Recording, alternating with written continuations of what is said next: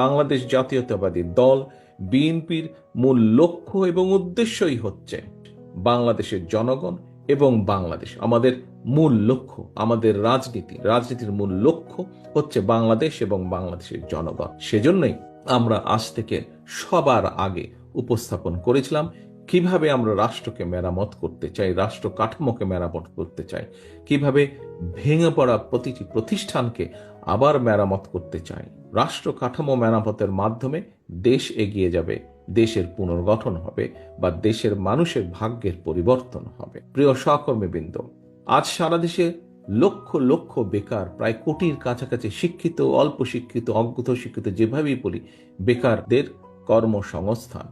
আমাদের কাছে আজকে মূল লক্ষ্য হলো খাল কাটার মাধ্যমে শহীদ রাষ্ট্রপতি জিয়া রহমানের খাল কাটা কর্মসূচি আবার শুরু করা এবং তার মাধ্যমে কৃষকের সেচের পানির ব্যবস্থা করা, তার মাধ্যমে শুকিয়ে যাওয়া খাল বিল যেগুলো আছে সেগুলোর মধ্যে আবার পানির প্রবাহ তৈরি করা। আমাদের লক্ষ্য হচ্ছে কিভাবে শিক্ষা ব্যবস্থাকে দৃঢ়ভাবে গড়ে তোলা যায়।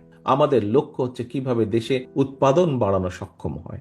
আমাদের লক্ষ্য হচ্ছে কিভাবে দেশে নারীদের কর্মসংস্থান, একই সাথে নারীদের ক্ষমতায়ন করা সম্ভব হয়, ক্ষমতায়ন বৃদ্ধি করা সম্ভব হয়, সেটি হচ্ছে আমাদের লক্ষ্য। প্রিয় সহকর্মীবৃন্দ, আমাদের লক্ষ্য হচ্ছে এই দেশের মানুষের স্বাস্থ্যের ব্যবস্থা কিভাবে উন্নত করা যায়, যাতে তাদেরকে বিদেশে যেতে না হয়।